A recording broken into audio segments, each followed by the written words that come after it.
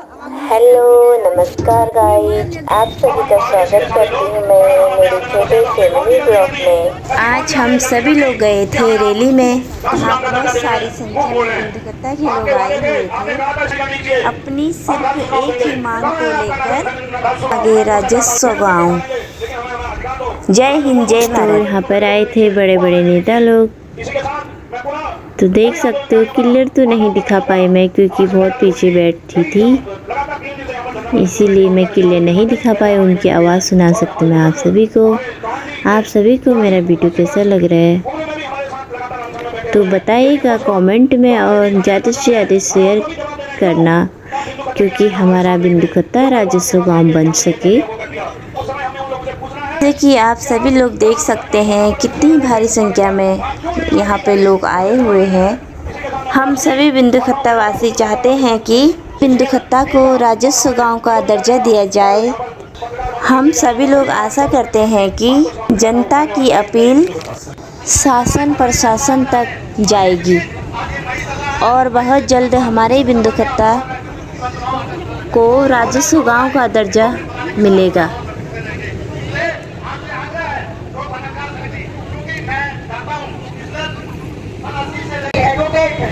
जोशी जी और मंच में बैठे हुए जिन्होंने 4 और 5 में क्रिमिक अनशन किया, उनको मैं नमन करती हूँ।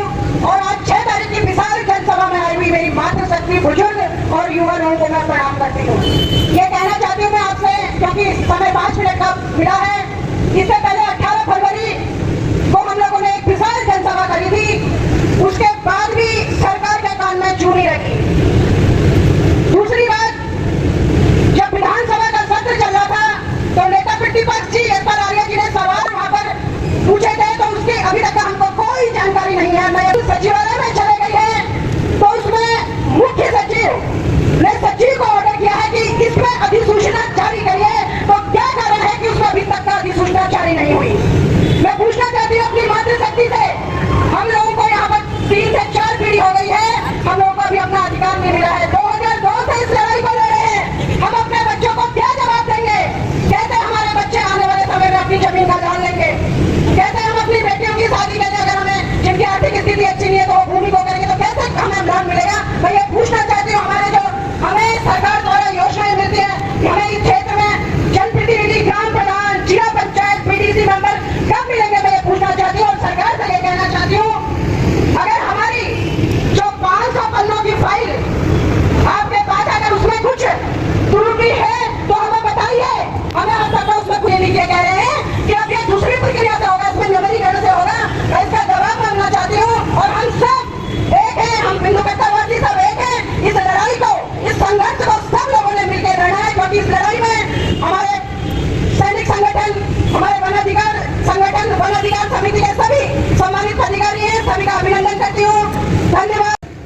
आदरणीय अर्जुननाथ गोस्वामी जी और वन अधिकार संगठन के सम्मानित अध्यक्ष उमेश भट्ट जी और पूर्व सैनिक संगठन के अध्यक्ष गुलाब सिंह दानू जी, उपस्थित सम्मानित मंच, और बहुत संक्षिप्त में बोलने का आदेश है। मैं इतना कहूंगा कि कितने दशकों से हम लोग यहाँ पर वसासत में हैं, लंबा संघर्ष। मुस्कुराने की बात करते हो, अधिसूचना तो जारी करी नहीं, अधिसूचना तो जारी करी नहीं, चुनाव जिताने की बात करते हो। वो अपने नाम से अधिसूचना तो जारी करी नहीं, तुम चुनाव जिताने की बात करते हो। भर्ती हुई धर्मानों की है मजदूर किसानों की ऐसे ही मिली थी। क्या ये उत्तराखंड राज्य ऐसे ही बना था? कुर्बानियां दी थी, कुर्बानियां भूल जाते हो तुम तो, धोखेबाज हो वादा करके, भूल जाते हो तुम तो, धोखेबाज हो वादा करके, भूल जाते हो। ये उन लोगों के लिए है जिन्होंने फोटो खिंचा दो, कुछ नहीं किया। अरे भाई ये नहीं बनाया, मेरे फोटो कुछ क्या बनाएगा? पता नहीं यार, बड़े बड़े आपने मुझसे नहीं बनाया। ये सब लोगों के लिए मैसेज है, इसलिए मैं कहता हूँ अभी तो नहीं अंगाई है, कम मिला है। छोड़ ये आपके बनने में 10 साल समय बदल गया है। आज हम कहते हैं अपनी देहरादून की बनाई है, अभी तो ये लड़ाई है, आगे देहरादून की लड़ाई है। इसी क्रम में मैं नेक्स्ट वक्त मैं भी नहीं चाहूंगा क्योंकि समय सभी के लिए कम है। बस इतना हम कह सकते हैं कि आज तक सभी जो भी राजनेता होते हैं, सीधा सा सवाल हमारा उन्हीं से होता है, क्योंकि हमारे जो देश का संविधान है और जो हमारा देश चलता है वो राजनीति से चलता है। सारे लोग राजनीति करते हैं, चाहे परिवार हो, देश हो, राज्य हो, प्रदेश हो। तो हम सब जनता के पास 5 साल में एक बार मौका आता है और उस समय सारे पार्टी के राजनेता जो है हमारे गाँव में मिलते हैं, उसी समय पर दर्शन होते हैं। उसके बाद 5 साल तक कोई भी तुम्हारी परेशानियों को नजर नहीं आएगा। उस समय वो घर पर आकर खाना खाएंगे, आप भी जोड़ेंगे, तुम्हारी हर परेशानी उनकी अपनी परेशानी होगी। उस समय उनके पास धोती कुर्ता टोपी के अलावा कुछ नहीं होता। लेकिन जैसी कुर्सी मिल जाती है उसके बाद सब चीज बिल्कुल उनका, चाहे आप कपड़े बोलो, चाहे रहने देने का तरीका हो, कुछ लोगों का तो मकान और जमीन भी बदल गई है। थोड़ा समय और देंगे क्योंकि जिलाधिकारी के प्रतिनिधि यहाँ पर आ रहे हैं। मैं आपसे निवेदन करना चाहता हूँ जी और सभी का बहुत बहुत मैं यहाँ पर स्वागत, अभिनंदन और आभार जताना चाहूँगा। हालांकि बहुत ज्यादा गर्मी तो नहीं हुई, मौसम था कई बार याद भी नहीं, लेकिन फिर उसके बावजूद भी अगर आप लोग अगर इतने समय तक यहाँ पर नहीं बैठ पा रहे हैं तो कहीं ना कहीं जिनके सो गाइज मिलती हूँ नेक्स्ट मिनी ब्लॉग में। आज का मिनी ब्लॉग यहीं पे समाप्त होता है। Bye bye guys.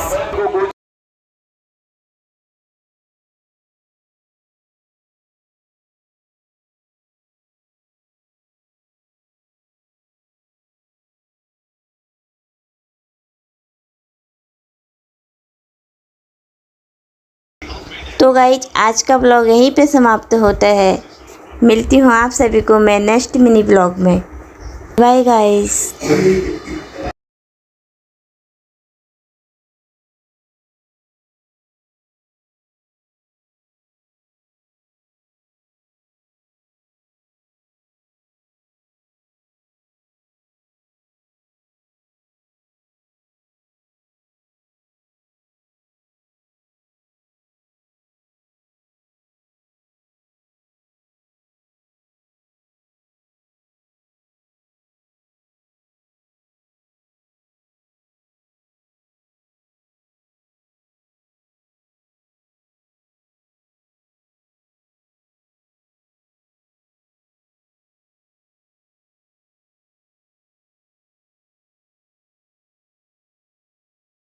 गाइज हम लोग आने लगे थे घर को, तो धूप भी बहुत तेज लग चुकी थी। मिलती हूँ आप सभी को मेरे नेक्स्ट मिनी ब्लॉग में। Bye bye.